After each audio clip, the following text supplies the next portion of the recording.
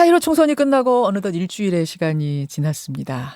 선거는 승패가 가려지기 마련이고요. 선거 끝나면 자연히 승자에게 스포트라이트가 집중이 되죠. 그런데 오늘 만날 이분은 좀 다른 의미로 스포트라이트를 받고 있는 분입니다. 졌지만 잘 싸웠다. 심지어 상대 경쟁자조차도 이분에게 박수를 보내고 있습니다. 바로 대구 수성갑에서 출마했던 김부겸 의원.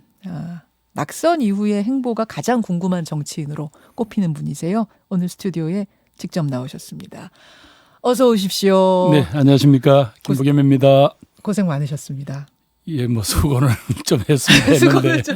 했는데 예, 아직도 목이 덜 풀렸고요. 예, 여러 가지로 또 저도 저지만 저를 열심히 지지해 준 분들이 너무 상심이 크셔서 그분들하고 이렇게 전화하고 또 그분들의 또 이렇게 호소도 듣고 하느라고 요즘 그렇게 바쁘게 지냈습니다. 얼굴도 좀 까무잡잡하게 타신 것 같고. 원래 뭐 제가 이 배국 같은 얼굴은 아니어서요.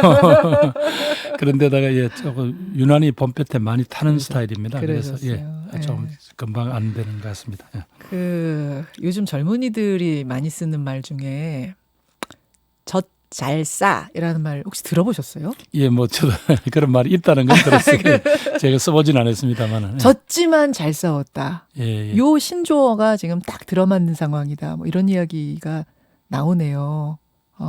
우선 총선을 다 마친 소감부터 한 말씀 해주시죠. 예, 무엇보다도 이제 선거에 진 사람이 말이 많으면 안 되는데요. 정말 방금 말씀하신 대로 처음부터 너무 많은 분들의 어떤 정말 열성적인 지지를 받았어요. 그런데 이제 저는 그게 바로 이분들이 오랫동안 주변 분위기 때문에 자기 의견을 표현을 못 하시던 것을 이제는 조금 덜어내는 게 아닌가. 그래서 어떤 이런 분위기를 잘 끌어내면 성산이 있겠다 그렇게 싶었는데 예. 워낙 이제 그 한 도시 전체를 관통하고 있는 어떤 정서라 할까 이런 것들이 워낙 강한 게 있었더라고요. 그래서 그거를 설득해내기에는 시간도 짧았지만 또 하나는 코로나19라는 그런 어떤 그 재난이 네. 도시를 확 덮어버렸잖아요. 대구를. 예, 그렇죠. 거기서 오는 어떤 여러 가지 우려, 두려움 또 까닭 모를 어떤 분노 같은 거 어떤 그런 거를 설득해내기에는 역부족이었던 것 같습니다. 어느 순간쯤에 이번엔 어렵겠다? 이런 좀 느낌을 받으셨어요? 처음부터 한 10% 이상 떨어져서 이제 여론조사 결과가 발표되고 이래서 쉽지는 않은 선거다라고 생각했는데 이제 선거운동을 하다 보면 전부 다들 빠지잖아요. 자기가 이 정도면 분위기가 괜찮다라고 다 그래요? 다 그렇죠. 당선자, 낙선자 다 그래요? 다 그렇죠. 다 되겠다 싶어요. 예. 그러다가 이제 마지막에 한 사나흘 남겨두고 대구 시내 이제 모든 저 후보자들이 결국은 사회주의 개헌으로 가는 걸 막아주세요. 여기에서라도 여러분들이 막아주셔야 말하자면 우리 보수 정당이 살아남을 수 있습니다는 이런 식으로 이제 모든 그거를 슬로건을 다 사회주의를 막아주세요. 사회주의 개헌을 막아주세요. 그렇게 쫙 바뀔 때 이게 기본적으로 이분들이 어떤 뭐라 그럴까 그러면서 이제 싹쓸이를 시켜줘야 그나마 전국적인 균형이 맞습니다. 이렇게 나갈 때 아이고야.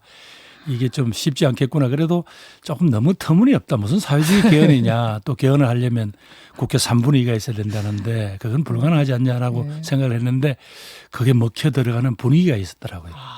그게 고온절이 한 사흘 전부터 그때부터 뭔가 조금 이게 쉽지 않겠구나라는 생각이 들었습니다. 근데 아무리 그래도 물론 대구는 이제 민주당의 불모지죠. 어려운 곳인 건 맞는데 극강의 불모지인 건 맞는데 김부겸 의원은 지난 총선에서는 똑같은 곳에서 당내 득표수 1위, 득표율 2위 하신 분이에요. 그렇게 당선된 분이기 때문에 그런 김부겸 의원이기 때문에 정작 이번에는 압승한 180석을 얻은 이런 압승한 분위기에서 어떻게 김부겸 의원이 질 수 있느냐 이런 얘기들이 있었거든요. 이제 거꾸로 말씀을 드리면 그때는 말하자면 지금의 미래통합당으로 된 당시 한나라당인가요? 예.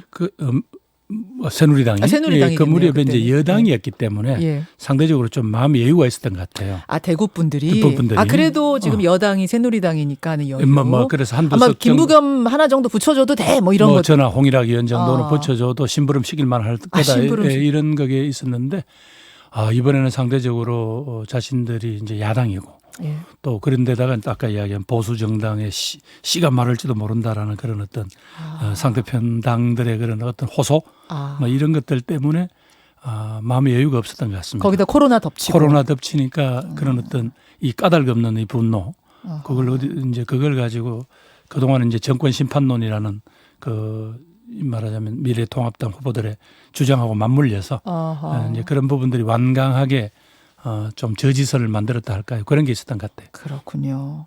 대구 분들이 느끼는 어떤 소외감, 그 소외감이 불안감으로 이어지고 그러면은 힘을 우리라도 실어줘야지 하는 것들 이런 게 작용했다. 근데 아무리 그래도 보면은 지금 영남 몰표, 호남 몰표 이렇지 않습니까? 그래서 결과를 놓고 우리 정치가 지역주의로 회귀하는 거 아니냐 이런 얘기가 나옵니다. 또 일각에서는 아니다. 그건 결과론적인 분석이다. 뭐 갑론을박이 있는데 지역주의를 그동안 오랫동안 정말 겪어온 분으로서 거기서 그걸 깨려고 노력하신 분으로서 이번 총선은 정말 지역주의 선거예요. 어떻게 보십니까? 조금 그거는 이제 말하면 결과를 놓고 그렇게 해석하는 거죠. 예를 들면 이번에 자꾸 이제 호남 지역과 영남 지역에서 이제 표가 쫙 갈렸다는 걸 갖고 그렇게 말씀을 하시는데 예. 바로 그 호남 지역은 지난번에 우리 민주당 후보들을 다 떨어뜨리지 않았습니까? 국민의당. 예. 그러니까 그때에 따라서 정치적 변화를 수용을 하는 쪽을 말하자면 요구를 수용하는 쪽을 살려주고 나머지를 혼을 냈다 말이죠. 그런데 이제 지난번에는 이제 역으로 이제 우리 대구 경북만 해도 전화 홍일학 의원을 살려줄 거기 있다가 이번에 이제 이렇게 원위치가 돼서 그래서 이게 뭐 지역주의의 발로라기보다는 아까 이야기한 자신들이 좀 강한 귀속감을 느끼는 그런 정치 세력에 대한 어떤 그 결집이라 할까 이제 이런 게 좀 강했던 것 같아요. 다만 이제 그 후보자들은 아무래도 그 지역주의를 불러내면 선거 치르기 편하잖아요. 그렇죠. 우리가 남이가 정서만 호소하면 되니까. 안타깝지만 뭐 어떤 그 짧은 선거 기간 중에는 그런 부분들이 좀 강한 영향을 미치죠. 그런데 결국은 이제 끝나고 난 뒤에 이제 시민들이 저한테 주는 이제 격려나 이런 걸 보면 사실은 그렇게 되돌아간 건 아니다. 다만 이제 제가 보기에 느낀 것은 이제는 과거 이제 전통적으로 취약한 지역에서는 어떻게 했는가 하면 당은 마음에 들지 않더라도 이 사람 한둘은 살려주세요라는 이런 뭐 인물론으로 돌파를 했는데 이제 그거는 한계가 온 것 같습니다. 아, 그래요? 예. 이제는 그것보다는 전공법으로 대한민국이라는 공동체 전체를 생각한다면 이 방법이 또 이런 정책이 맞지 않습니까를 가지고 기본은 어느 정도를 받쳐줘야 거기서 이제 특히 뭐 저만 해도 벌써 이제 6학년이 돼버렸으니까 이제 설득력이 많이 떨어졌고 오히려 이제 뭐 30대, 40대 정말 미래가 약속된 투지도 있고 또 비전이 있는 그런 일꾼들을 이제 키워줘야죠. 그러니까 바닥을 너무 깔아앉힌 채 살아남으라 그러면 그건 너무 가혹한 거고요. 그 후보자들이 버틸 수 있는 기본은 기본적으로 해주고 정치 세력들이 또 뭐 예를 들면 여당 같으면 집권 여당이 그런 걸 해줘야죠. 그 위에서 그 젊은 후보자들이 어떤 미래의 비전을 갖고 설득을 하면 저는 그게 인물론하고도 결합이 된다고 봅니다. 그런데 이제 한두 사람 정도 살려달라는 정도 가지고는 안 이제는 안 된다. 대구라면은 대구의 비전을 좀 주고 대구라는 도시의 미래를 우리는 어떻게 설계하겠다. 그리고 이 도시의 젊은 세대들이 앞으로 어떤 꿈을 꿀 수 있도록 우리가 한번 뭐 설계를 해보겠다든가 이런 걸 던져야 거기서 기본적인 호응이 있고 거기에다가 이제 후보들이 그런 어떤 성실함, 진정성 뭐 이런 걸 가지고 이제 결합을 해야 그래야 이제 앞으로 이게 돌파가 될 것 같다. 인물론만으로는 안 되다. 역부족이더라. 한계가 있는 것 같습니다. 아니 이게 사실은 18대까지 경기도 군포에서 내리 삼선하셨잖아요. 네네. 예. 그렇죠. 19대 때 이제 그걸 버리고 극강의 험지 대구로 가신 건데 그래서 떨어지고 붙고 떨어지고 죄송해요. 이렇게 되셨는데 좀 후회하진 않으세요? 뭐 제가 어쩌다 보니까 이제 중학교 입시까지 치른 세대예요. 제가 거의 막내 세대인데 그러다 보니까 뭐 입신이 시험에는 바로 된 적이 없어서 떨어지고 붙고 떨어지고 붙고 뭐 재수도 숱하게 하고 이래서 뭐 그런 점에서는 좀 괜찮긴 한데 물론 선거는 떨어지는 것보다는 되는 게 훨씬 낫죠. 훨씬 낫죠. 훨씬 낫죠. 낫지만 뭐 어떡합니까? 또 떨어지는 것 자체가 제가 무슨 선택한 어떤 제 가치라 할까 또 정치라는 저의 어떤 꿈 이런 것들하고 연관이 된 거잖아요. 그래도 힘들고 어려운 사람들 편에서 그분들의 목소리를 대변해 주는 게 이제 제 정치의 이 본령이다라는 제 생각이 있었기 때문에 그러니까 뭐 조금 더 어려울 때 당할 수 있잖아요, 인생에는. 뭐 그런 건 괜찮은데 문제는 이제 예. 저도 어쨌든 간에 자연인으로서 벌써 자꾸 나이가 들어가니까 예. 이런 정치 변화에 내가 뭔가 조금이라도 어느 정도 뭐 이렇게 단계를 낳아줘야지 우리 후배들이 또 제가 닦아놓은 토대 위에 또 다시 성장하고 그럴 거 아닙니까? 그렇죠.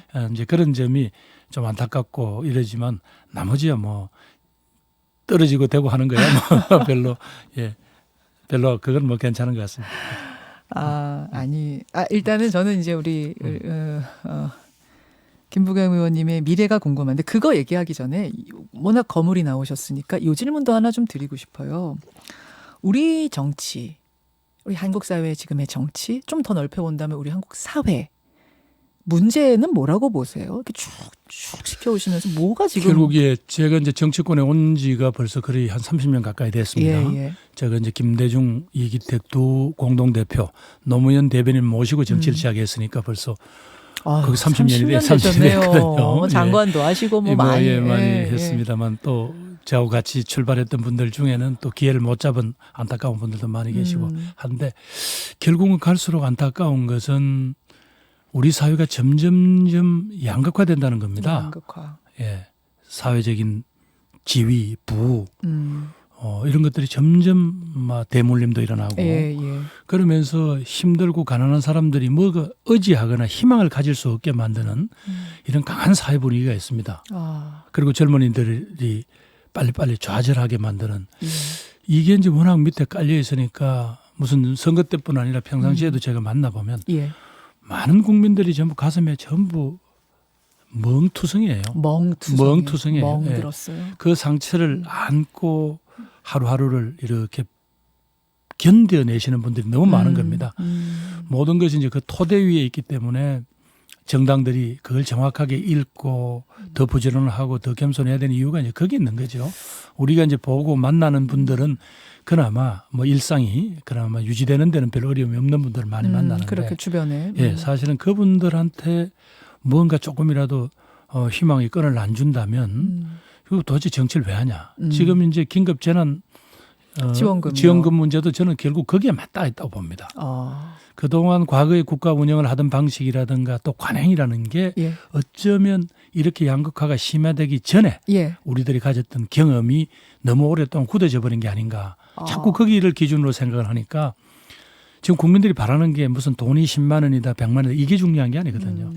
내가 어려울 때 내 처지를 국가가 알아주고 도와주려고 하고 하는 거기서 뭔가 희망을 찾고자 하는데 조금 그런 점에서 최근 논쟁이 조금 역길로 가는 게 아닌가 하는 그런 안타까움이 있네요. 그럼 100%온 국민에게 주는 거 그런 걸 주고 아까 이제 그래서 정부가 이제 재정적 부담 때문에 결국은 그러면 아까 이야기한 자발적 기부인데 사실상 다 주더라도 저는 기본적으로 상위의 한 10%에 해당되는 분들은 굳이 그런 어떤 왜냐하면 결국은 또 연말 정산이나 또 뭐 소득세 신고 등을 통해서 또 얼마든지 이게 회수될 게 뻔하잖아요. 그런 정도의 국가 운영에 있어서 규율은 있단 말이죠.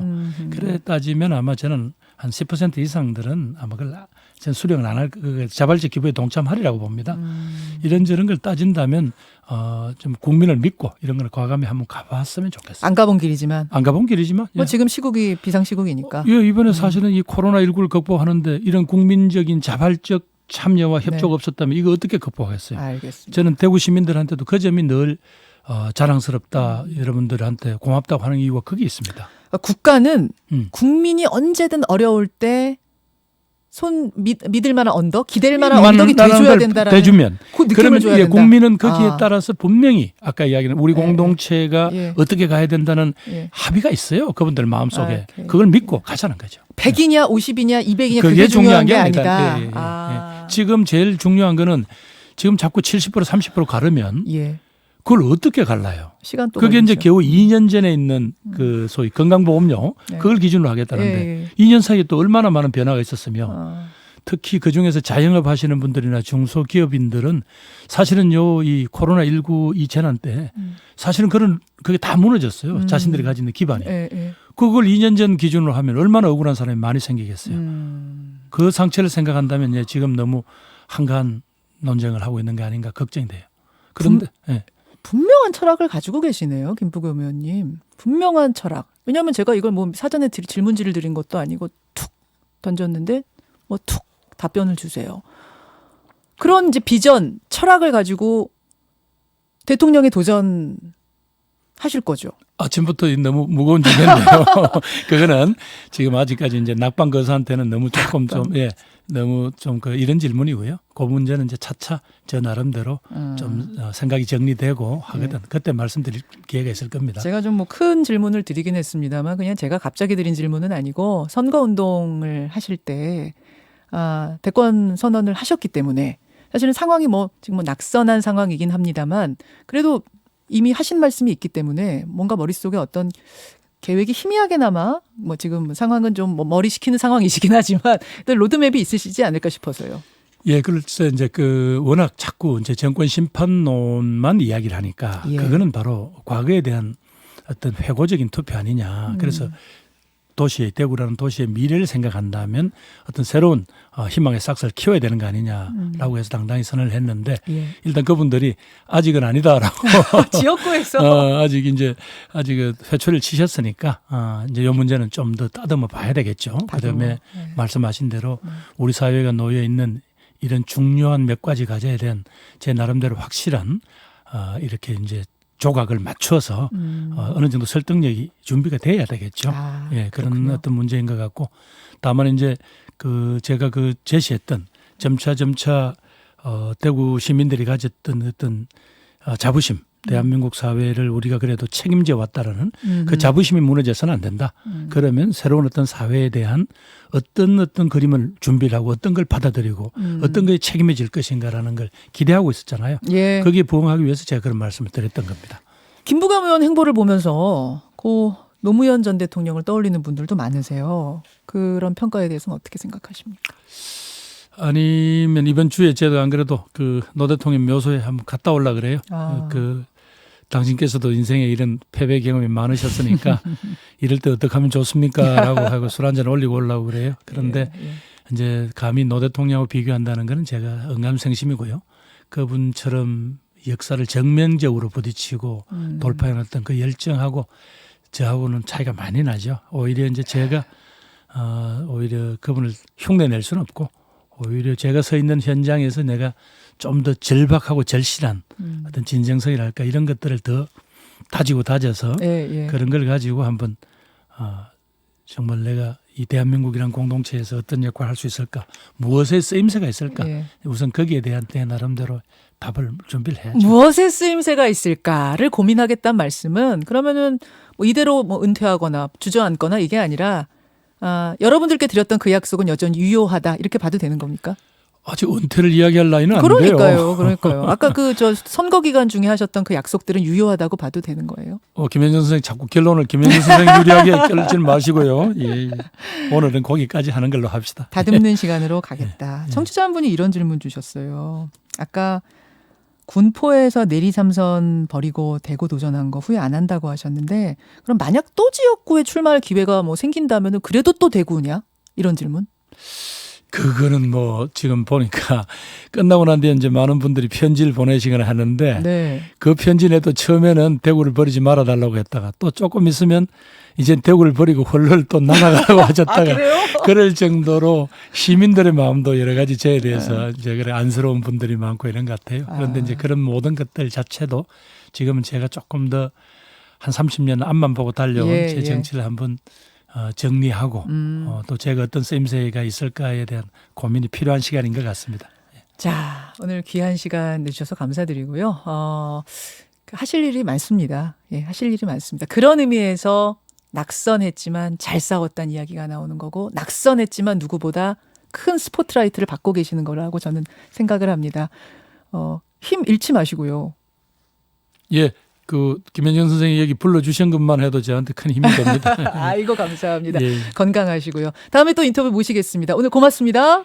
예, 하여튼 국민 여러분 또 대구 시민 여러분 고맙습니다. 김부겸 열심히 살겠습니다. 예, 고맙습니다. 민주당 김부겸 의원이었습니다. 김현정의 뉴스쇼는 청취자 여러분의 참여로 이루어집니다. 트위터, 페이스북, 레인보우 게시판, 그리고 단문 50원, 장문 100원의 유료 문자 샵 1212, 우물정 1212 통해 참여하실 수 있습니다. 김현정의 뉴스쇼, 여러분과 함께 만듭니다.